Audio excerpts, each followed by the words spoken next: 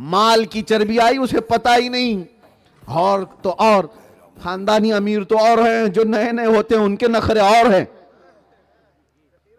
उनके नखरे तो बहुत और हैं। याद रखो, माल जब किसी के पास आए तो उसका जब गलत इस्तेमाल करता आदमी तो जुल्म बढ़ता है, वो कमजोरों का सब हड़पना चाहता है। हर कमजोर के माल पर उसका कब्जा, जितना भी उसके पास है वो दूसरे की प्रॉपर्टी पे नजर। जुल्म यहां से शुरू है, जुल्म यहां से शुरू है। मेरे अजीजों, अल्लाह के नबी सल्लल्लाहु ताला अलैहि वसल्लम ने इरशाद फरमाया, जिसने किसी की एक बालिश्त जमीन भी कब्जा किया, कयामत के दिन 7 जमीनें उसके गले में तोक बनाकर डाल दी जाएंगे। तुम क्या समझते हो, तुम्हारे पास पैसा आया तो ये खर्चा करके लोगों के ऊपर हुकूमत कायम कर लो? आज तो पूरा सिस्टम ही ये है, पूरा सिस्टम ही है। लोग सुन रहे होंगे तो उनको कड़वा लगे तो मुझे फर्क नहीं पड़ता। यहां तो पूरे हॉर्स ट्रेडिंग कहा जाता है ना, जो इधर के एमएलए खरीद लिए, उधर के एमएलए खरीद लिए, इधर की पार्टी तोड़ दिया, उधर की पार्टी तोड़ दिया। मियां अब तो पूरे घर तोड़ दिए जाते हैं। सब कुछ पैसा है तो इसका इस्तेमाल गलत करो, माल है तो किसी को भी खरीदो, किसी को भी बेच लो। ये जुल्म को बढ़ाने वाली चीज है। और ऐसा आदमी जब अमन की बात करता है तो हैरत होती है। जिसके पास जुल्म ही जुल्म है और वो लोगों को दावत देता है पीसफुल रहो, पीसफुल रहो, मुझे तो ऐसा ही लगता है जैसे शैतान सुबह की नमाज के लिए जगा रहा है। मेरे अजीजों, एक बात याद रखो, कसाई कभी बकरी की तारीफ करता है तो इसलिए नहीं है कि बकरी बहुत अच्छी लगती है, उसको काटना अच्छा लगता है। इसी तरह से जालिम, जिसको अल्लाह तबारक व तआला ने माल दिया, अब वो जुल्म करते हुए अपने आप को भी तबाह कर रहा है, मुआशरे को भी तबाह कर रहा है। तीसरा वो शख्स जो पावर में आ गया, ये तो बड़ा डेंजर है। अब यहां पर बोलना हमारी जिम्मेदारी हो जाती है, क्योंकि ये आखिरी पड़ाव है। जिस्म का गलत इस्तेमाल करने वालों को मैं बोलूंगा तो सुन करके हो सकता है वो छोड़ दे मुझे। माल का गलत इस्तेमाल करने वालों को बोलूंगा तो होता क्या है पता है, वो अपने माल का इस्तेमाल गलत कामों के लिए कर देंगे। मूसा अलैहिस्सलाम ने सिर्फ कारून से कहा था तेरे पास माल बहुत है, ज़कात दे दे। ज़कात तो नहीं दिया, लेकिन एक औरत को खरीद के लाया और कहा उस औरत को कि मूसा अलैहिस्सलाम के मजमे में मैं जाकर बैठूंगा और जिना के बारे में सवाल करूंगा कि जिना की सजा क्या है। जब वो जवाब देंगे तो ऐ औरत तू खड़ी होकर कहना मेरे पेट में मूसा का बच्चा पल रहा है। मालदार ये करता है, जब उसको सीधा रास्ता दिखाया जाए तो वो उस सीधे रास्ते पर तो माल नहीं लाना चाहता, लेकिन इल्जाम लगाने के लिए, सुपारी देने के लिए पैसे इस्तेमाल करेगा। और मूसा अलैहिस्सलाम के खिलाफ एक औरत को लाकर एक मालदार ने खड़ा कर दिया, कारून ने। औरत भी आई, मजमा भी लगा हुआ है और ये खुद खड़ा हुआ और मसला पूछ रहा है, ऐ अल्लाह के नबी, अगर किसी ने जिना किया किसी औरत के साथ तो उसकी सजा क्या है? तो आपने फरमाया जो सजा थी शरीयत मूसवी में कि उसे हिलाक कर दिया जाएगा। उसने कहा अगर आपने ही कर लिया तो? मूसा अलैहिस्सलाम को जलाल आया। अल्लाह के नबी के दामन में पैबंद तो हो सकता है, धब्बा नहीं होगा, गुनाह का धब्बा नहीं आ सकता। आपको जलाल आया, क्या कह रहा है तू? तो कारून ने उस औरत से कहा खड़ी हो जा। वो औरत को कहा, इशारा कर, पैसे पहले से दिया हुआ था, खड़ी हो जा, तूने क्या बताया था वो यहां सबको बता। औरत खड़ी हो गई और कांपते हुए कहने लगी कारून ने मुझे बेपनाह पैसा दिया और इल्जाम लगाने के लिए मजमे में लेकर आया। मालदार ये सोचता है कि सारी प्लानिंग उसकी चलेगी। व मकरू व मकर अल्लाह वल्लाहु खैरुल माकिरीन। लोग मकर करते हैं, मंसूबे बनाते हैं और अल्लाह खुफिया तदबीर करता है और अल्लाह की खुफिया तदबीर गालिब आती है। याद रखो, माल का इस्तेमाल अगर गलत कामों में करते रहोगे तो अल्लाह की तदबीर गालिब आकर रहेगी। कितने ऐसे हमने देखे फंसाने के लिए लोगों को, माल का इस्तेमाल रिश्वत दे दे करके पकड़वाना। जाकर के पुलिस को पैसा दे दो, इसको पैसा दे दो, उसको पैसा दो, दुनिया भर की रिश्वत देगा। अरे गरीब के लिए एक रोटी नहीं दे सकता, वो एक लुकमा नहीं खिला सकता। माल का गलत इस्तेमाल करने वाला जालिम। और इसीलिए अल्लाह के नबी सल्लल्लाहु अलैहि वसल्लम ने फरमाया, आप सब भी सुन लो, अगर कोई ऐसे कामों में मुलव्विस है तो तौबा कर ले। माल का इस्तेमाल अगर जुल्म के लिए कोई करता है, याद रखो मेरे आका सल्लल्लाहु अलैहि वसल्लम फरमाते हैं, अर्राशी वल मुर्तशी किलाहुमा फिन्नार। रिश्वत देने वाला, रिश्वत लेने वाला दोनों जहन्नम में जाएंगे, दोनों दोज़खी हैं। ये जुल्म, ये जो माल वाले लोग जुल्म करते हैं, लेकिन हमने देखा है इस्लाम क्या है, अल्लाहु अकबर। जिसके पास जितना माल आया उसने जुल्म नहीं सिखाया, जुल्म नहीं सिखाया। आओ दरबारे उस्मान गनी में है, बारगाह है उस्मान नुरैन में। अरे उनके उतना माल तो आज के किसी करोड़पति और अरबपति के पास भी नहीं। आपको पता है एक जंग में, जंगे तबूक में जाने के वक्त उस्मान गनी रज़ी अल्लाह ताला अन्हु ने जो सिर्फ खैरात किया, अल्लाह की राह में जो माल दिया था, एक जंग की बात कर रहा हूं, कितना था पता है? इस जमाने के 116 करोड़ रुपए बनते हैं, तकरीबन 120 करोड़। कौन दान देता है? अरे 100 रुपये देकर पेपर में छपवाने वालों, वो 120 करोड़ की बात कर रहा हूं। एक बार सिर्फ मेरे मुस्तफा ने फरमाया था, माल इतना था उनका, माल इतना था कि किसी का क्या पता आज माल उसके बेटे तक आता है कि पोते तक आता है, कुछ पता नहीं। लेकिन जाकर देखो मदीने में आज भी उस्मान गनी का माल मौजूद है, आज भी उनकी वक्फ, उनके तमाम माल की जायदाद की चीजें मदीने की म्युनिसिपैलिटी, वहां की बलदिया उसको मेंटेन करती आ रही है। 1400 सालों से अल्लाह ने जिसका माल महफूज रखा है, उस उस्मान गनी की बात कर रहा हूं। माल आया था तो गलत इस्तेमाल नहीं किया, क्योंकि इतना माल था, वो चाहते तो मदीने के सारे यहूदियों को खरीद लेते, या तो फिर बाहर के गुंडे ला करके उनको पिटवा देते। हजरत उस्मान गनी ने क्या किया? यहूदी क्या करते थे? माल का गलत इस्तेमाल। मदीने में जब कभी कोई तिजारत का काफिला आता तो यहूदी सबसे पहले जाकर पूरे काफिले का माल खरीद लेते थे। आज स्टॉक करने वाले लोग वो भी जुल्म में मुब्तला हैं। यहूदी करते क्या थे? पूरा माल खरीद करके जमा कर लेते, इंतजार करते बाजार में सब चीजें खत्म हो जाए, फिर हम अपना माल निकालेंगे। प्याज दबा करके रखा है, आलू दबा कर रखा है, चावल दबा कर रखा है, शक्कर दबा कर रखा है, ये गल्ला है, अनाज है जो लोगों की जरूरियत का है। मालदार क्या करता है? पैसा लगाकर जमा करके रखो, जब पूरा खत्म हो जाए बाजार में फिर निकालेंगे, और जो 10 रुपये की चीज थी उसको 100 में बेचेंगे। इसको एहतिकार कहते हैं, इस्लाम में यह हराम है।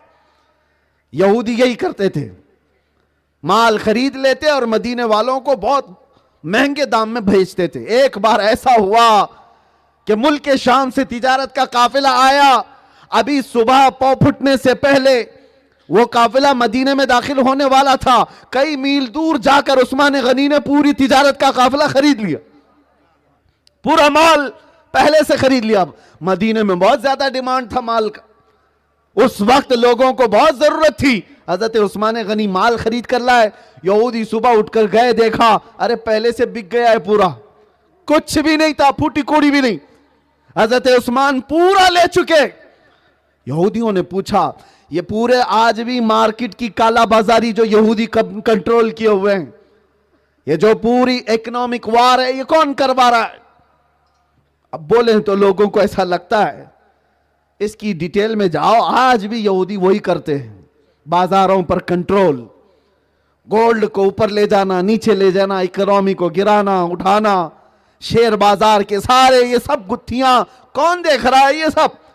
खैर मदीने में हुआ क्या? माल का गलत इस्तेमाल करने वाला जब फंस गया, उस्मान गनी ने पूरा माल खरीद लिया है। उनको पता चला तो सब आए, जो बड़े बड़े पैसे वाले लोग थे, कहा उस्मान सुना है पूरा माल तुमने खरीद लिया, एक काम करो, जितने में तुमने खरीदा है तुम अपना नफा रख करके हमको बेच दो, अपना प्रॉफिट रख करके हमको बेच दो, हजरत उस्मान ने कहा चलो ठीक है बेच दूंगा, कितना प्रॉफिट दोगे? 1 लाख में लिया है पूरा, 1 लाख में लिया है, तुम कितना दोगे? यहूदी कहने लगे हम 2 लाख में तुमको पूरा माल ले लेंगे, 2 लाख देंगे और दे दो, डबल देने को तैयार। हजरत उस्मान गनी ने कहा नहीं, ये मेरे लिए छोटा प्रॉफिट है, इतने में तो नहीं बेचूंगा। तो यहूदी भाव ताव करते हुए कहा चलो 2 गुना ज्यादा, यानी तुम 1 लाख का खरीदे हो तो हम 3 लाख में ले लेंगे, पूरा माल दे दो। सोचो 3 लाख में लेकर अब ये मदीने वालों को कितने में बेचने होंगे? हजरत उस्मान ने कहा नहीं, ये भी कम है मेरे लिए। सुबह से फिर शाम तक नेगोशिएशन चलता रहा। यहूदी आए 5 गुना देने पर, 1 लाख का तुम्हारा माल है, हम 5 लाख में खरीदेंगे, दे दो हमको। हजरत उस्मान मानने को तैयार नहीं, नहीं मेरे लिए अभी कम है, मैं नहीं बेचूंगा, और बढ़ाओ तुम्हारे पास और ताकत है तो। यहूदी गए, मीटिंग करके आए, ये 1-1 लाख बढ़ते बढ़ते शाम रात होने तक उन्होंने कहा सबसे फाइनल रेट तुम 1 लाख में खरीदो, हम 10 लाख में ले लेंगे। और इतना प्रॉफिट कोई देने को तैयार है, फिर बाजार में वो क्या भाव में बेचने वाला होगा? वो तो चालाक लोग हैं। यहूदियों ने कहा हमको 10 गुना ज्यादा में बेच दो। हजरत उस्मान ने कहा सोच के बताता हूं। उसके बाद फिर उन लोगों ने अपने कासिद भेजे तो हजरत उस्मान ने कहा नहीं मुझे कम लग रहा है, अगर और बढ़ा सकते हो। वो सब कहे कैसी प्रॉफिट चाहते हो, इतना कोई बाजार में खरीदार भी नहीं मिलेगा तुम्हें जो तुम्हारे माल का 10 गुना दे करके ले ले, बेच दो फायदे में रहोगे। हजरत उस्मान ने कहा नहीं नहीं बेचूंगा। चले गए। दूसरे दिन फजर की नमाज में मस्जिद नबवी तशरीफ लाए। हजरत उस्मान गनी ने खरीदा हुआ तिजारत का काफिला पूरा मदीने के किसी मैदान में पूरा फरोख्त करवा दिया, साब उतरवा दिया, और मस्जिद नबवी में आकर के ऐलान किया पूरे मदीने वालों को जिसको गल्ला अनाज की जरूरत है मुफ्त में सब लेकर के चले जाएं, सब लेकर के चले जाएं। अरे पूरे दिन भर मदीने वाले अपने अपनी जरूरत के मुताबिक उस काफिले के माल से सब लेकर के जाते रहे।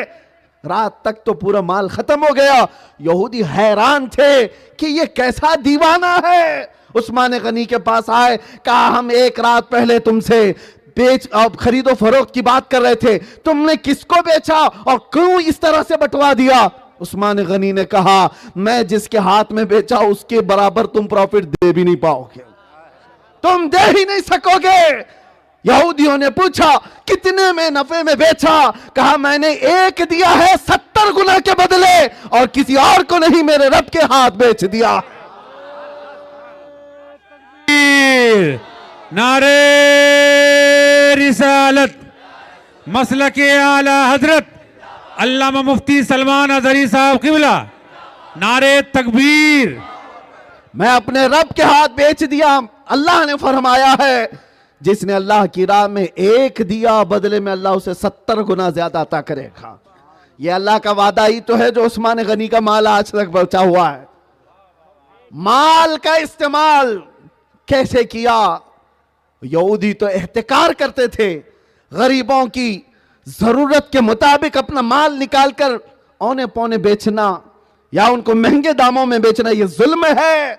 और आपको पता है जुल्म करने वाले लोग सिर्फ ये नहीं हाथ से चाकू से मारा, तलवार से मारा, किसी को उड़ा दिया, सिर्फ ये जुल्म नहीं, जुल्म की बहुत शाखें हैं, बहुत शक्लें हैं जो माशरे में पनप रही हैं।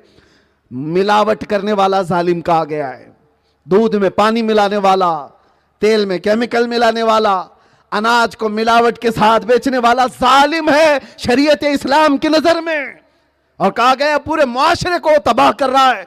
और आपको तारीख पढ़नी चाहिए, हजरत शुएब अलैहिस्सलाम की कौम पर सिर्फ इसीलिए अजाब आया था कि वो नाप तोल में कमी करते थे। नाप तोल में कमी करना अल्लाह की बारगाह में जुल्म है। अल्लाह ने उस पूरी कौम को कहा जालिम है, जालिम कौम पर अल्लाह ने अजाब नाजिल किया, और ऐसा अजाब आया था कि उनके भेजे निकल गए थे। हाँ गुरूर था उनको माल पर कि हम सब कुछ अपने माल से बचा ले जाएंगे। दुनिया में ऐसी तारीखें पढ़ो मेरे अजीजों, जो बड़े बड़े माल वाले आए लेकिन वो तबाह बर्बाद हो गए, उनकी कोई चीजें बाकी नहीं रह गई। तो मैं कहना यह चाहता हूं, अल्लाह ने अगर कभी माल दिया तो याद रखना एक एक पाई का हिसाब भी देना होगा, हिसाब भी देना होगा। तुम अय्याशियों में उड़ाए, जुल्म के लिए अपने माल का इस्तेमाल किया। जुल्म दो किस्म का, नौइयत के हिसाब से अपने ऊपर भी आदमी जुल्म करता है, दूसरे पर भी। गुनाहों के लिए इस्तेमाल किया माल तो उसने अपने आप पे जुल्म किया है, अपने आप पर जुल्म किया। और दूसरे को गिराने के लिए किया तो दूसरे के साथ जुल्म है। ये दोनों जुल्म से अपने आप को बचाओ। तीसरा जो मैं कह रहा था, जिस्म की ताकत वाला, माल की ताकत वाला जब जालिम बनता है तो हम उसके खिलाफ बोलेंगे। हो सकता है वो सुन करके सुधर जाएं या हमारे खिलाफ कुछ कर लें, छोटी मोटी बात। लेकिन पावर वाला जब जुल्म करता है, कुर्सी पे बैठा हुआ, और वो जुल्म करने लग जाए, अपने पावर का गलत इस्तेमाल, और उस वक्त उलमा का बोलना, मेरे आका ने फरमाया, अफजल जिहाद है।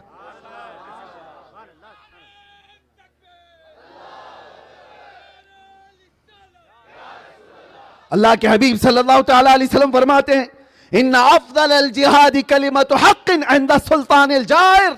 जालिम बादशाह के सामने हक बात कहना अफजल जिहाद है। और यह अल्लाह तबारक व तआला अता करे। जालिमों से खौफ ना खाओ। अल्हम्दुलिल्लाह हम हुसैनी जमात से ताल्लुक रखते हैं। वक्त का यजीद आएगा। अभी मौलाना कह रहे थे, अजीब बात है, जो खानदान करबला में कटा वही खानदान आज भी है, आज भी है। लेकिन यजीद का कोई बच्चा कहीं दिखता ही नहीं, कहीं नहीं दिखता।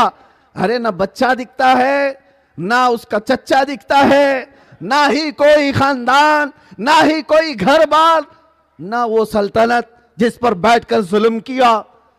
कहां है वो सारी चीज? अरे फौज का कोई चूजा भी बाकी नहीं रहा। लेकिन हुसैन आजम के घर की खुशबुएं पूरी दुनिया में फैली है, हर इलाके में है हुसैनी सादात। हुसैनी सादात से कोई इलाका खाली नहीं है। इसलिए याद रखो, जालिम के खिलाफ बोलने से कुछ नहीं होगा, ज्यादा से ज्यादा गर्दन कटेगी। और क्या होगा? दुनिया में अगर गर्दन कट जाती है, अरे हमारा तो बचपन से कहना है, इस्लाम जिंदा होता है हर करबला के बाद।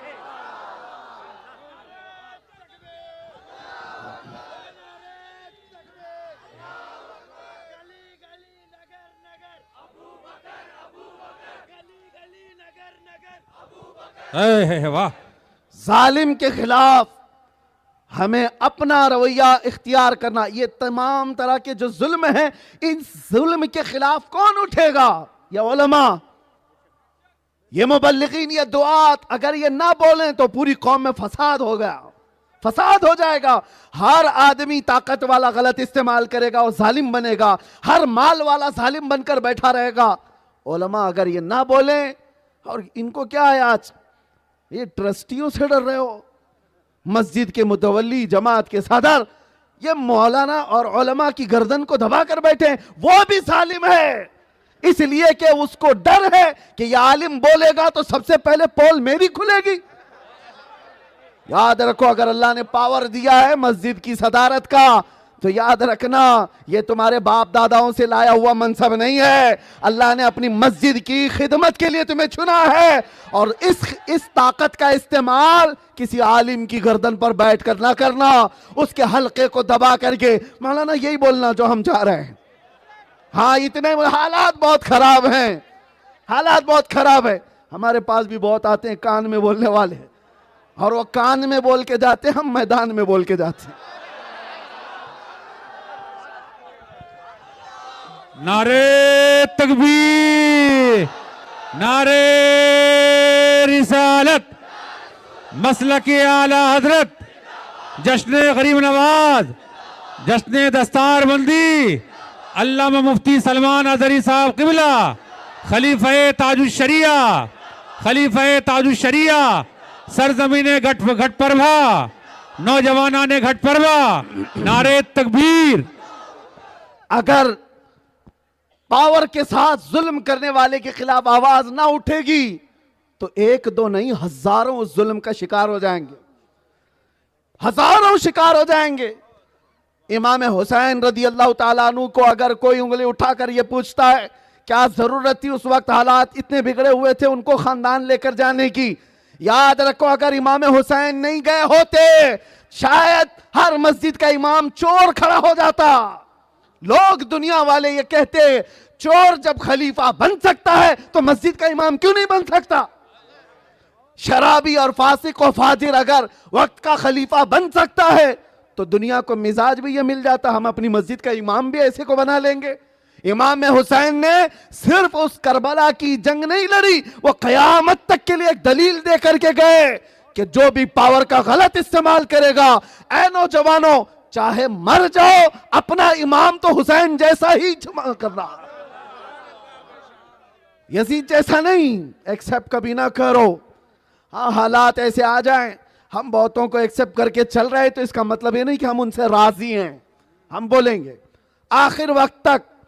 और इसीलिए मैंने अभी जो कहा ये उलमा की बड़ी जिम्मेदारी है, डबल जिम्मेदारी हो जाती है ऐसे हालात में जब फसाद फैल रहा हो।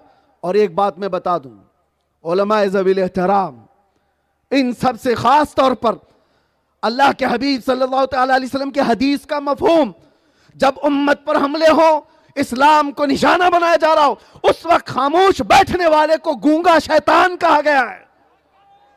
गूंगा शैतान है। इल्म किस लिए दिया गया है? रोटी तोड़ने के लिए। हुजूर के नाम पर बहुत हलवे पराठे खा लिए, नबी पाक के नाम पर बहुत नजराने लूट लिए। कुर्बानी का वक्त आए तो आगे बढ़ना हमारी जिम्मेदारी है। नबी आखिरुज़्ज़मा सल्लल्लाहु ताला अलैहि वसल्लम की इस शरीयत ताहिरा, इस पाकीज़ा दीन को अगर अपने अंदर के लोग या बाहर के लोग बिगाड़ रहे हैं तो उसकी इस्लाह की जिम्मेदारी मिंबर वालों की, इनकी जिम्मेदारी बढ़ जाती है। मैं अभी कह रहा था अरे एक मस्जिद के ट्रस्टी जुल्म करने लग गए, कितने ऐसे हमारे, हम यहां पर साउथ में अभी मैं नाम नहीं लेता, उन तक तो ये बात पहुंचती होगी। महीना भर गुजरा, एक इमाम को उन्होंने मार करके उनके घर से निकाला है। वजह क्या थी? सिर्फ इस्लाह किया था जुम्मा में कि तुम्हारे अखलाक गलत हैं, तुम ये जो सट्टाबाजी कर रहे हो ये हराम है। और सारे सट्टेबाजी तो कमेटी में थे। मौलाना का अंजाम क्या हुआ? लेकिन तुम्हारे मारने से उस आलिम की कोई इज्जत में फर्क नहीं आएगा। हाँ, बिलाल हबशी को मक्का वाले बहुत मारे थे। 6 साल के बाद दुनिया ने देखा मेरे मुस्तफा ने उसी बिलाल को काबे की छत पर चढ़ाया था। हाँ, अगर ये कौम के कोई भी जालिम उलमा के साथ जुल्म करते हैं तो इनकी इज्जत पे फर्क नहीं आएगा। वो मुस्तफा करीम के दामन से वाबस्ता सच्चा आशिक रसूल हो तो अल्लाह और उसके रसूल के यहां उसकी इज्जत और बढ़ जाती है। इसीलिए मैंने खुद देखा है, लोग पकड़े जाते हैं, गिरफ्तार होते हैं तो मुंह छुपा कर जा रहे होते हैं। हमें भी इसी तरह से ले जाने की कोशिश की गई, इधर हथकड़ी डाल दो, उधर हथकड़ी डाल दो। हमने कहा जहां जहां डाल सकते हो डाल दो, कोई मसला नहीं है। इज्जत और जिल्लत तुम्हारे पावर के साथ नहीं, मुस्तफा करीम की इज्जत के लिए जो निकला अल्लाह उसकी इज्जत कभी नहीं कम करेगा, उसकी इज्जत कभी नहीं कम करेगा। और हमने देखा, इसलिए करता है ऐलान झूम कर सलमान, अब जेल थी ना कैद थी, बढ़नी थी बस इज्जत मेरी। नारे तकबीर, नारे रिसालत, लब्बैक लब्बैक लब्बैक या रसूल अल्लाह, लब्बैक लब्बैक लब्बैक या रसूल अल्लाह, लब्बैक लब्बैक लब्बैक या रसूल अल्लाह। आखिरी मैं अपनी गुफ्तगू को समेट रहा हूं, आखिरी चंद जुमले सुनो। ये दुनिया को पीस का दर्स देने वाले लोग, ह्यूमन राइट्स और इंसानी हुकूक की बात करने वाले लोग, आज वो खुद क्या कर रहे हैं? पावर का गलत इस्तेमाल। जिसके पास ताकत है, जिसकी लाठी उसकी भैंस। क्या दुनिया को ये नहीं पता अब अमेरिका कैसा दादा है? वो किसी भी मुल्क में जाकर किसी के राष्ट्रपति को कब के उठा ले जाए, कहीं से भी उठा ले जाए। यह है पावर का इस्तेमाल।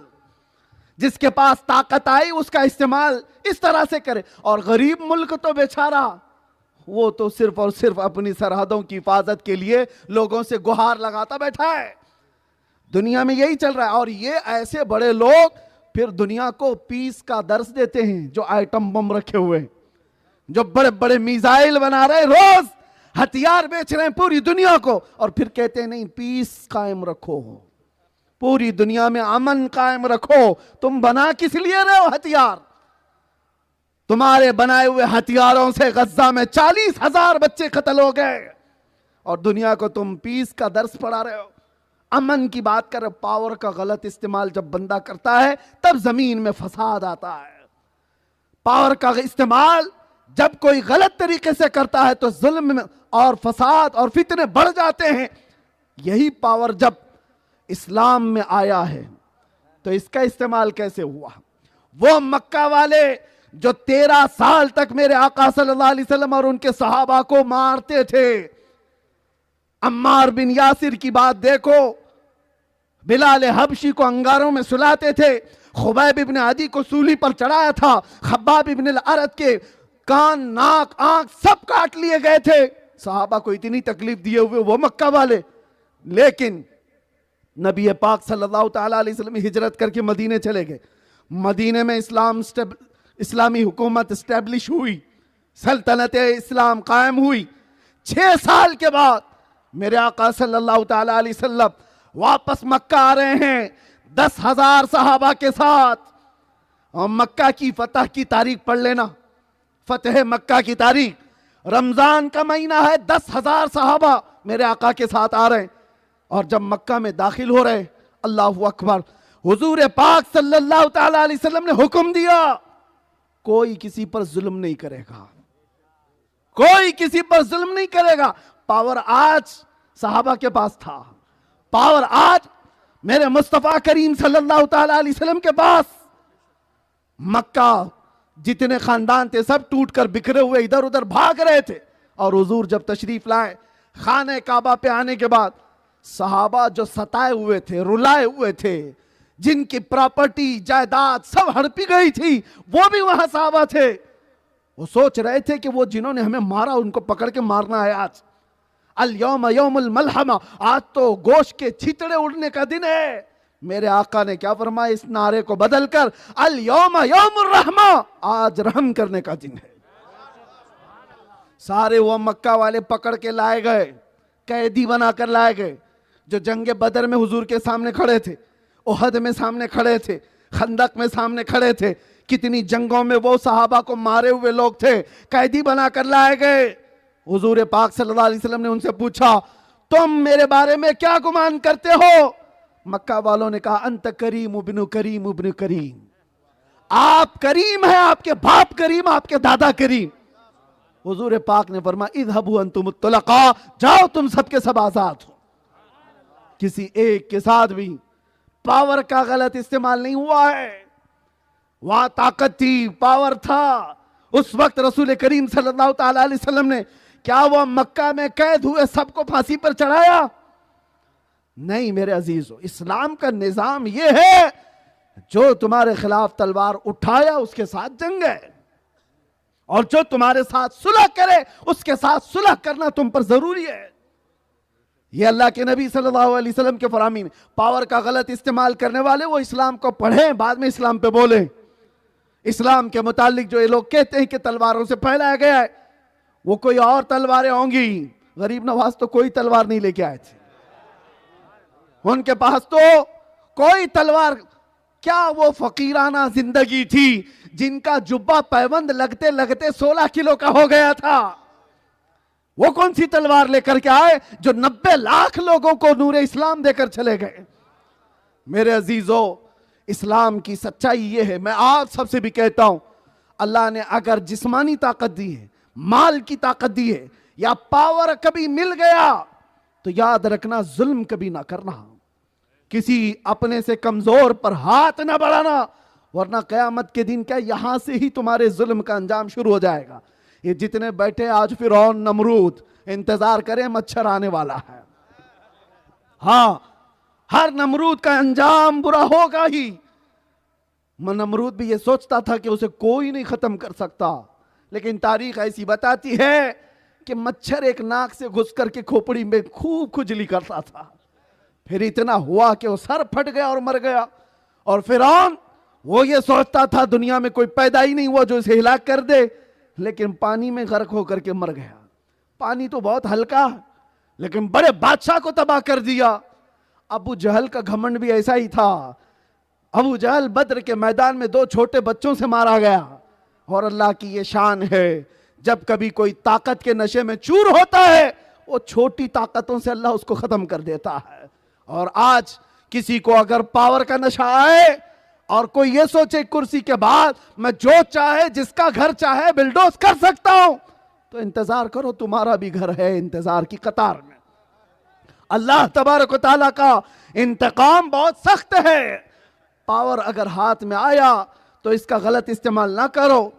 जो बादशाह पावर का गलत इस्तेमाल करते रहे, चाहे उनका नाम मुसलमान हो, मैं उनके लिए भी खिलाफ बोलता हूं, उनके खिलाफ भी हैं हम। वो इस्लामी बादशाह नहीं, इस्लामी बादशाह होता ही नहीं। इस्लाम में तो अमीरुल मोमिनीन होता है। अमीरुल मोमिनीन लोग ला करके थोपते हैं, कहते हैं ये देखो खिलजी क्या था, पिलजी क्या था। अरे खिलजी पिलजी से क्या ताल्लुक? तुमको मिसाल देना है तो सिद्दीक अकबर की दो, फारूक आजम की दो, उस्मान गनी की खिलाफत, हैदर कर्रार की खिलाफत। लाओ यहां से कोई जुल्म की मिसाल। अरे ओ उमर इब्ने खत्ताब रात भर नहीं सोते थे, पावर आने के बाद मदीने की गलियों में घूमते थे, ये देखने के लिए कि कोई भूखा तो नहीं सो रहा है। आज का नेता घूम के दिखाए, उसे खुद अपनी जान के लाले पड़े। हाँ, 10-12 बॉडीगार्ड के बगैर तो वो गली में नहीं निकल सकता। वो उमर इब्ने खत्ताब बगैर जुब्बे के पीपल के दरख्त के नीचे सोया करते। और इंसाफ दिलाने की बात यह थी, एक दिन मदीने की गलियों में बाहर निकले, रात का वक्त है, एक लड़की अपनी मां के साथ जो बात कर रही है खलीफा ने सुन लिया। जानते हो, मां कह रही बेटी दूध में पानी मिला ले, थोड़ा ज्यादा हो जाएगा, पैसे ज्यादा आएंगे। बेटी कहती है खबरदार, नहीं, अल्लाह देख रहा है। मां, आप किसके दौर में दूध में पानी मिलाने को कह रही हो? उमर इब्ने खत्ताब की खिलाफत का दौर है। बेटी ने मना कर दिया, रात का अंधेरा था, मिला सकते थे। हजरत उमर ने सुन लिया। दूसरे दिन घर का निशाना बनाया था। कौन सा घर था? बाद में खादिम को भेज करके बुलवाया कि वो घर कौन सा था। एक बेटी और एक मां रहती है। उमर इब्ने खत्ताब ने क्या किया? गरीब घर है, दूध बेच करके घर पालते हैं, ये नहीं देखा। कहा उस मां से कि तेरी बेटी दे दे, मैं अपने बेटे के निकाह में लाना चाहता हूं। वक्त का खलीफा उस बेटी को अपनी बहू बना रहा है। ये पावर का इस्तेमाल, इस्लाम जो मिसालें रखता है, तुम्हारे बाप दादा भी छान करके उसकी नजीर नहीं ला सकते। इस्लाम के पास जो मिसालें, इसीलिए हमारे इस देश के मोहनदास करमचंद गांधी ने कहा था, जब देश आजाद हुआ तो जब देश चलाने की बात आई तो गांधी जी ने कहा था, मैं मिसाल के लिए अगर कोई पेश कर सकता हूं देश कैसे चलाना चाहिए, तो अबू बकर और उमर को पेश कर सकता हूं। हां, दुनिया जानती है जुल्म के खिलाफ पावर का इस्तेमाल किया, जुल्म के लिए कभी नहीं किया। किसी एक के लिए भी जुल्म का अपने पावर का इस्तेमाल नहीं किया। हजरत उमर फारूक रज़ियल्लाहु ताला, सिद्दीक अकबर का हाल यह था। बस वक्त हो गया है, हजरत अबू बकर सिद्दीक का जमाना खत्म हो गया। 2.5 साल आप खलीफा थे। उमर इब्ने खत्ताब, ये झिंझोड़ने वाली बात है, तवज्जो, रूह को झिंझोड़ने वाली बात कह के चला जाऊंगा। सिद्दीक अकबर पे भौंकने वाले वो भी सुने। हजरत अबू बकर सिद्दीक का इंतकाल हुआ। हजरत उमर खिलाफत के तख्त पर बैठे, लोगों से कहा, मैं हर वो काम करना चाहता हूं जो सिद्दीक अकबर करते थे। लोगों, कोई काम मुझसे छूट रहा है तो बता देना। तो खिलाफत के नए नए दिन शुरू थे। एक साहबी ने कहा, अमीरुल मोमिनीन उमर इब्ने खत्ताब, हम अबू बकर सिद्दीक को रोजाना देखते थे, वो अपने घर से रोटी सालन एक डब्बे में लेकर जंगल की तरफ चले जाते और पता नहीं किसको खिला के आते थे। ये तो हमें मालूम नहीं था, खिलाते थे किसी को। और जब से आप खलीफा बने आप ये काम नहीं कर रहे हैं। हजरत उमर ने कहा, मैं आज ही से ये काम करूंगा। घर गए, रोटी सालन अपने घर से लिया और उसी जंगल की तरफ गए जहां लोगों ने बताया था खलीफा अव्वल जाया करते थे। उमर इब्ने खत्ताब गए, मालूम नहीं किसको खिलाते थे, जाकर ढूंढते रहे, कोई मिला ही नहीं। जंगल की वादियां आई और बहुत देर हो गई, शाम होने को थी। एक छोटी सी पहाड़ी के टीले के पास से गुजर रहे थे, अल्लाह के जिक्र की आवाज आने लगी, किसी के मौजूद होने का एहसास। उमर इब्ने खत्ताब लपक कर गए आवाज की तरफ, कहां से आ रही है आवाज? उस पहाड़ के गार में देखा, टीले के गार में एक शख्स पर नजर पड़ी। हजरत उमर इब्ने खत्ताब की आंखें खुली रह गई। एक ऐसा शख्स अल्लाह के जिक्र में बैठा है जिसके दोनों हाथ भी कटे हैं और पैर भी कटे हैं और आंखों से अंधा है, पूरा माजूर, आंखों से अंधा, लूला भी है, लंगड़ा भी है, बैठा है, अल्लाह का जिक्र कर रहा है।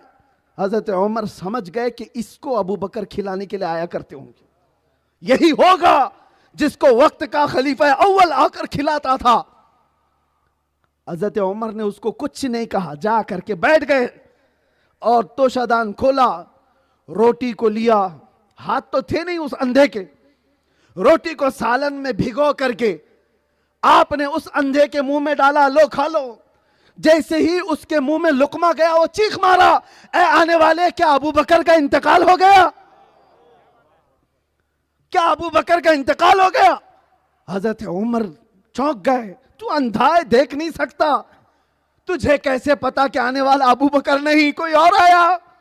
वो अंधा कहता, बात यह है कि अबू बकर को मालूम था मेरे मुंह में दांत नहीं, वो रोटी अपने मुंह से चबा कर मेरे मुंह में डालते थे, और तूने पूरी रोटी मेरे मुंह में डाल दी। मुझे लगा कि यह अबू बकर के खिलाने का अंदाज नहीं है, यह अबू बकर के खिलाने का अंदाज नहीं। उमर इब्ने खत्ताब खड़े हो गए रोते हुए और कहा, ए अबू बकर, पूरी जिंदगी अमल करके तुम्हारे तक नहीं पहुंच सकता। अल्लाह ने ताकत दिया, पावर दिया, तो इसका इस्तेमाल कहां हुआ है? अरे उन गुरबा और मसाकीन की भी खबर रखते थे हमारे खलीफा, जो कौम से बाहर थे, जंगलों में थे। आज जो शहर में है उनकी खबर लेने वाला कोई नहीं। हाँ, अगर किसी को पावर मिला है, नेता बने हैं, तो उनका हिसाब होना है। जितने भी मर रहे हैं उनके शासन में भूख और प्यास से उनका हिसाब होगा, पकड़ होगी उन नेताओं की जिनको अल्लाह ताला ने हाकिम बनाया कौम के ऊपर। कितनी बेवाएं, कितने कमजोर लोग, उन तक तो तुम्हारा राशन पहुंचता ही नहीं। काला बाजारी की वजह से मालदार मालदार होता गया और गरीब मरता ही चला गया। ये जुल्म कब आता है? जब ताकत का गलत इस्तेमाल होता है। अल्लाह ताला इन तमाम जालिमों से हमारी हिफाजत फरमाए। और इसीलिए मैं कहता हूं, आखिर में आओ, एक ही जगह है जो हर जुल्म से तुम्हें आजादी का सबक देती है, वो कोई और मदरसा नहीं, कोई और यूनिवर्सिटी नहीं। अरे जुमलेबाजियां हैं, यूरोप कुछ कहता है, अमेरिका कुछ कहता है, रशिया कुछ कहता है, और खुद जुल्म भी करते हैं। इनसे बड़ा तो जालिम कौन है जो गरीबों पर जुल्म करते हैं, पूरे के पूरे बम मारते हैं। हाँ, एक दरबार है जो कहता है और करके दिखाता है, उसे दरबार मोहम्मद अरबी कहा जाता है। इसीलिए हम कहते हैं, आ जाओ उस दरबार पर जहां के खाक के जर्रों को उठाकर आसमान हिदायत का सितारा बना दिया जाता है। उस रसूल पाक की जिलों में आ जाओ। एक अरब ने आदमी का बोलबाला कर दिया, खाक के जर्रों को हमदोशे सुरैया कर दिया। खुद न थे जो राह पर, औरों के हादी बन गए। अरे क्या नजर थी जिसने मुर्दों को मसीहा कर दिया। लब्बैक या रसूल अल्लाह, लब्बैक या रसूल अल्लाह, लब्बैक या रसूल अल्लाह।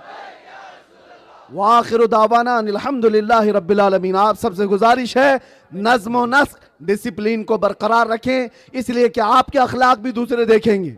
बैठे रहें।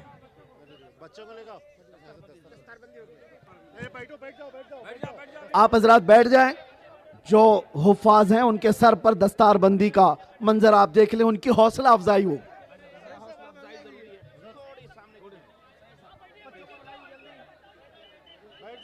बैठ जाएं। अभी दुआ होगी, बगैर दुआ के ना जाएं। दस्तारबंदी होगी, दुआ होगी, बैठें। अभी दुआ होनी बाकी है। हजरात, मैं गुजारिश करूंगा जिन बच्चों का नाम है मोहम्मद शब्बीर,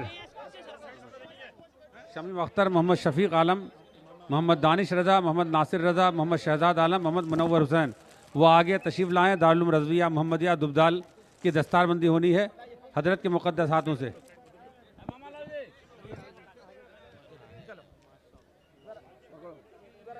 आप बैठे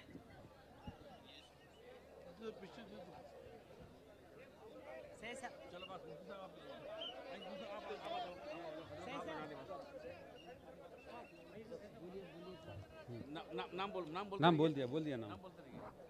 हजरात, सभी हजरात अपनी अपनी जगह तशरीफ़ रखें। हजरात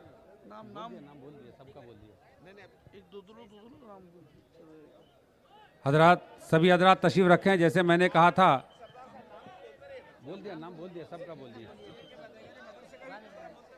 हजरात दारुल उलूम रज़विया मोहम्मदिया रज़विया दुबदाल का ये दस्तारबंदी का खूबसूरत मंज़र आप अपने माथे की आंखों से मुलाजा कर रहे हैं। हजरात, ये हम सब की खुशनसीबी है। दस्तारबंदी के बाद दुआ होनी है। सभी हजरात तशरीफ़ रखें। दस्तारबंदी के बाद दस्तारबंदी का ये हसीन मंजर। हजरात, जैसा आप जानते हैं कि 23 जनवरी को मालिंगपुर की सरजमीन पर जश्न गरीब नवाज और जश्न दस्तारबंदी का प्रोग्राम होने जा रहा है 23 जनवरी को, जिसमें गाजी मिल्लत हज़रत अल्लामा ग़ुलाम रसूल बलियावी साहब दारुल उलूम अफ़कार हक़ अनवारुल कुरान 23 जनवरी 2026 सभी हजरात मालिंगपुर तशरीफ़ लाएँ। और दूसरा ऐलान 25 जनवरी को मीरज तशरीफ़ लाएँ। आप तमामी हजरात बैठ जाएं। आप हजरात, बैठे हो रही है, आप दुआ हजरात हो बैठ रही है। जाएं। मीरज में 25 जनवरी को एक अजीम शान कॉन्फ्रेंस होने जा रही है, जिसमें हज़रत अल्लामा मुफ्ती अफजाल हुसैन साहब और हज़रत अल्लामा ग़ुलाम नासिर साहब बेंगलोर दारुल उलूम खातून जन्नत का जलसा होने जा रहा है। मीरज और मस्जिद का चंदा, जैसे मैंने कहा, बैनर लगे हुए हैं दारुल उलूम मोहम्मदिया रज़ा मस्जिद घटप्रभा में। सभी हजरात से गुजारिश है कि भरपूर ताउन करें। और बेलगाम में कुर्सी दी, कुर्सी हजरात दुआ मैं गुजारिश करूंगा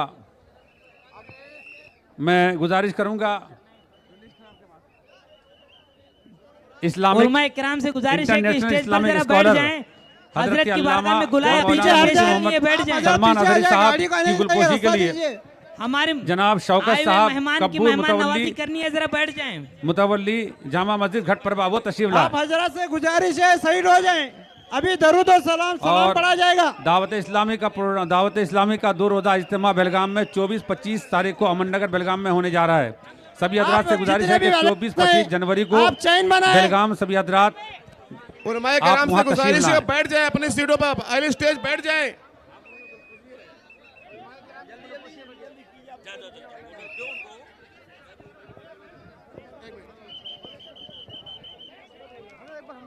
तमाम लोगों से गुस्सा बैठ जाए भाई, बराए करम। मस्जिद के जमात के जो जिम्मेदार हजरात हैं, मदरसे के जिम्मेदार यूनुस अली शेख, बच्चों को आप गुलपोशी हजरात करें। जानते हैं मलिक जान इमाम मस्जिद साहब बरगर, मोहम्मदिया रजा बच्चों मस्जिद को गुलपोशी। उसका अल्हम्दुलिल्लाह तामीरी काम चल रहा है। आप तमाम हजरात से गुजारिश है कि वो जाने से पहले सवाब दारैन हासिल करे और आपसे जो भी हो मस्जिद के लिए इंशाल्लाह मदद करे। मलिक जान इमाम साहब देखिए, बरगर, जगह बच्चों को जगह गुलपोशी। स्कैनर लगा हुआ है। मोहम्मदिया रजा मस्जिद की तामीर के सिलसिले में आप ताउन फरमा करके सवाब दारैन हासिल कीजिए। सुभानी इमाम साहब बरगर, सुभानी इमाम साहब सनदी, बच्चों के गुलपोशी के लिए, मलिक जान मौला अली शेख फारूक साहब मोहम्मद अली, बच्चों गुलपोशी के लिए,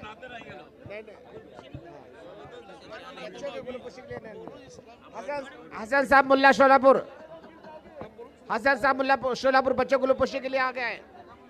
इमाम साहब सनदी, मोहम्मद अली साहब मंसूरी, अब्दुर्रहमान बरगर, ये सब बच्चों की गुलपोशी के लिए आगे आ जाए।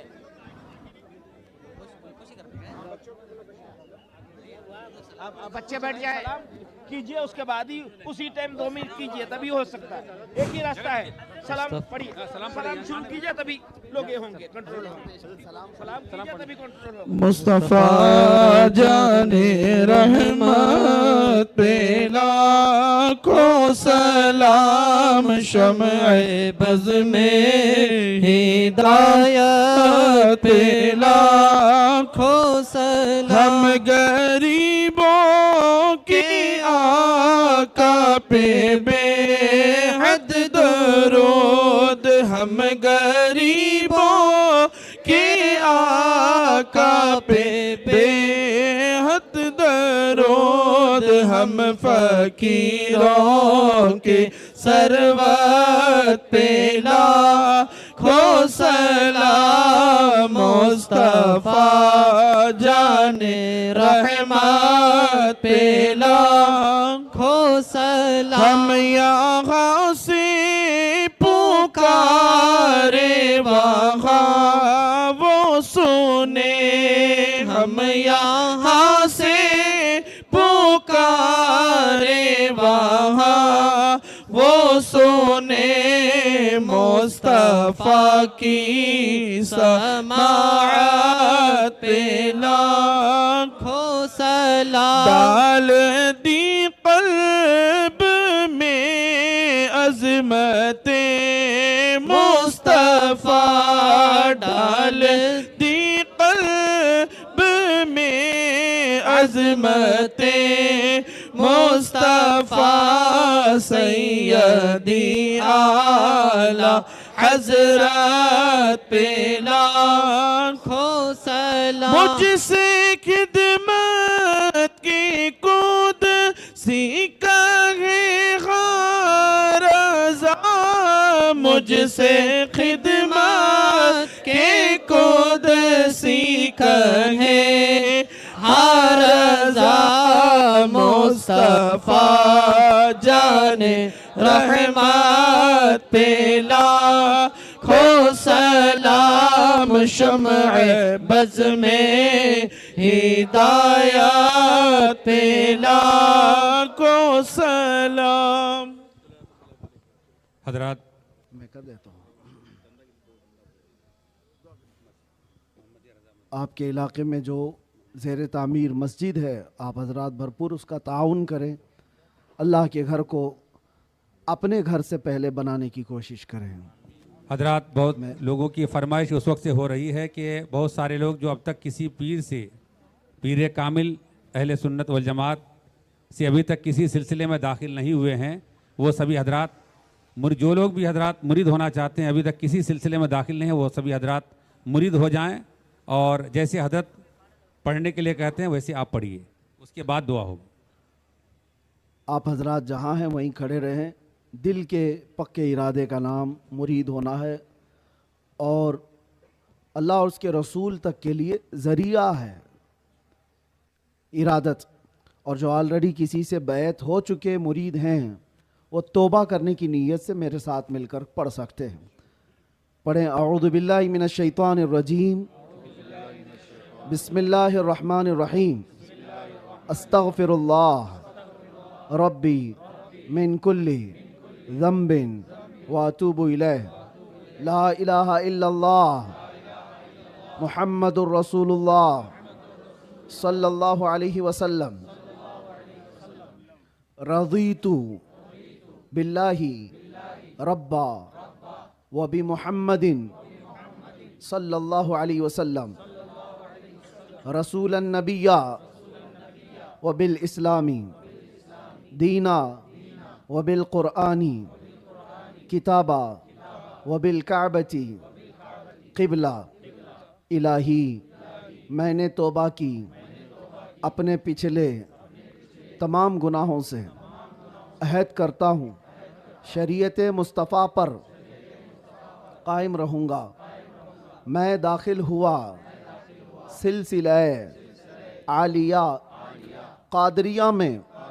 इलाही मुझे गौसे पाक के मुरीदों में कबूल फरमा। क़यामत के दिन उनकी जमाअत में हशर फरमा। मैंने अपनी जान, अपना माल, अपना सब कुछ अल्लाह और उसके रसूल के लिए बेच दिया, बेच दिया, बेच दिया। मैंने अपनी गर्दन नामूस रिसालत की हिफाजत के लिए वक्फ किया वक्फ किया वक्फ किया। इन्नल्लाह अश्तरा मिनल मुअमिनीना अनफुसहुम व अम्वालहुम बिअन्न लहुमुल जन्नह युक़ातिलून फ़ी सबीलिल्लाहि फ़यक़्तुलून व युक़्तलून वअदन अलैहि हक़्क़न फ़ित तौराति वल इंजीलि वल क़ुरआन व मन औफ़ा बिअहदिही मिनल्लाहि फ़स्तबशिरू बिबैइकुमुल्लज़ी बायअतुम बिही व ज़ालिका हुवल फ़ौज़ुल अज़ीम। इलाहुल आलमीन सत्तार अलूयुब गफ़्फ़ार ज़ुनूब क़दीर जब्बार खुदा जो सिलसिले आलिया क़ादरिया में बैत हुए सबकी इस बैत को कबूल फरमा ले। क़दीर जब्बार खुदा मुझे और इन सब को आखिरी दम तक शैतान की शरारतों और नफ्स अम्मारा के बहकावे से महफूज फरमा। आखिरी दम तक अहले सुन्नत व जमाअत क़ादरियत पर हमें ज़िंदा रख। क़यामत के दिन गौसे पाक के मुरीदों में रसूलुल्लाह के झंडे तले हमारे हशर अता फरमा। करीम खुदा इस मजमे को निकलने से पहले बख्शे वो में शुमार फरमा। इसमें जो बीमार हैं उन्हें शिफा अता कर दे, जो मकरूज़ हैं उनके कर्ज़ों में आसानियाँ दे दे, जो बे औलाद हैं उन्हें साहब औलाद बना दे, जो नाहक मुकद्दमे और जेलों में उनका आज़ाद कर दे। खुसूसियत के साथ मुहाफ़िज़ नामूस रिसालत कमर गनी उस्मानी साहब को रिहाई अता कर दे। ऐ अल्लाह करीम खुदा ज़ालिमों के जुल्म से उन्हें बचा ले। ऐ अल्लाह उनकी रिहाई और उनकी आज़ादी का सबब पैदा फरमा। मालिकल मुल्क दुल जलाली वल इकराम क़यामत तक हमारी नस्लों में आशिकाने मुस्तफ़ा पैदा फरमा। हमारी औलाद को बदअक़ीदा और गुमराह होने से बचा ले। ऐ अल्लाह तेरे हबीब पाक सल्लल्लाहु अलैहि वसल्लम के गुस्ताखों को हिलाको बर्बाद फरमा दे। इस्लाम और सुन्नियत का बोलबाला फरमा। इस पूरे शहर की इज़्ज़त को और यहाँ के मोमिनीन के अकायद को आमाल को महफूज फरमा दे। ऐ अल्लाह इनको बदअक़ीदा और गुमराह होने से बचा ले। रब्बे करीम अहसन अल खालिकीन आखिर में तुझसे ये इल्तिजा है, न जाने ये आँखें कब हमेशा के लिए बंद हो जाएं। इन आँखों के बंद होने से पहले एक बार तेरे हबीब पाक के चेहरे की ज़ियारत नसीब फरमा।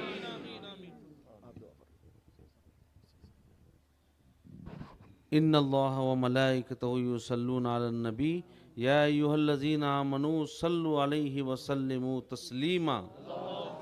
अल्लाहुम्मा सल्लि अला सय्यिदिना मुहम्मदिन व अला आलिहि व सहबिहि अजमाइन सलातन व सलामन अलैका या रसूलल्लाह सल्लल्लाहु तआला अलैहि व सल्लम। अला इन्न औलिया अल्लाहि ला खौफुन अलैहिम व ला हुम यहज़नून अल्लज़ीना आमनू व कानू यत्तकून। सुबहान रब्बिका रब्बिल इज़्ज़ति अम्मा यसिफून व सलामुन अलल मुरसलीन वल्हम्दुलिल्लाहि रब्बिल आलमीन। हज़रात, मैं कमेटी और ज़िम्मेदारों की जानिब से तमाम पुलिस डिपार्टमेंट वालों का शुक्रिया अदा करते हैं। आप तमाम मेहमानों का हम इस्तकबाल करते हैं, खैर मकदम करते हैं। और तमाम आपकी टीम है ना इधर। और जैसे मैंने कहा था कि कर्नाटका कैबिनेट मिनिस्टर जनाब सतीश झारकीहोली साहब, रमेश झारकीहोली साहब और जितने भी पुलिस डिपार्टमेंट के लोग हैं जिन्होंने काफ़ी इसमें ताउन किया, उन तमाम हजरात का तहे दिल से हम शुक्रिया अदा करते हैं, उनका हम इस्तकबाल करते हैं, खैर मकदम करते हैं। देखिए आप हजरत के नूरानी चेहरे की ज़ियारत कर लीजिए।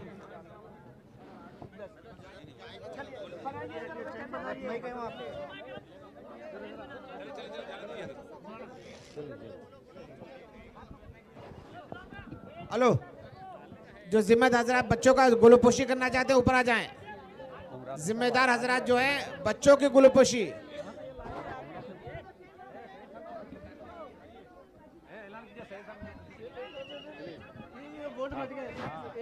यूनुस साहब मौला शेख, यूनुस शरी मौला अली शेख, मलिक साहब, इमाम साहब सुबहानी। हजरात इस वक्त सैयद ज़हीर अब्बास साहब क़िबला जो इस जलसे की सदारत फरमा रहे थे, उनकी गुलपोशी की जा रही है।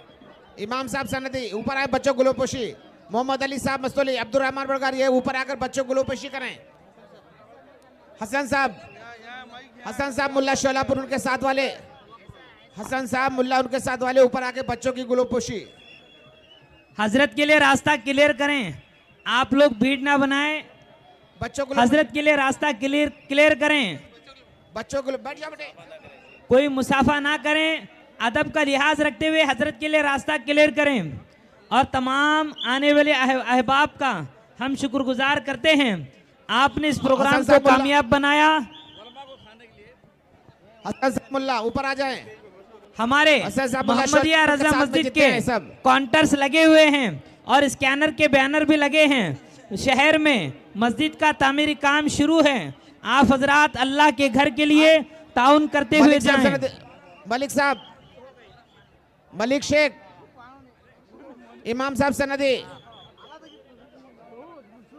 उलमाए किराम के मुफ्ती साहब की गुलपोशी हो रही है।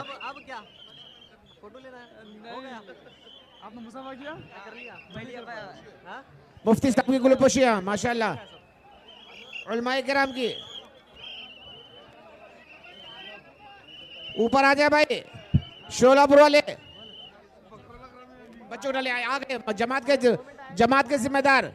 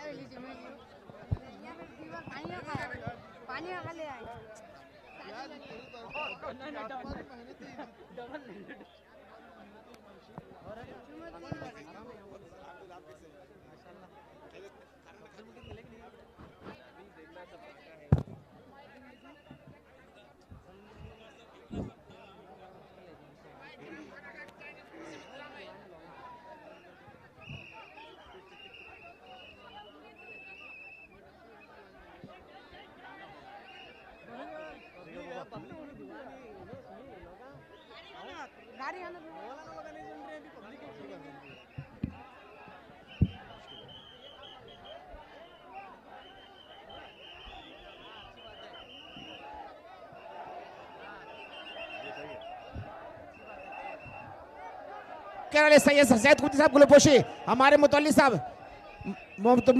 मोहम्मद रजा मस्जिद के सैयद साहब गुलपोशी माशाल्लाह।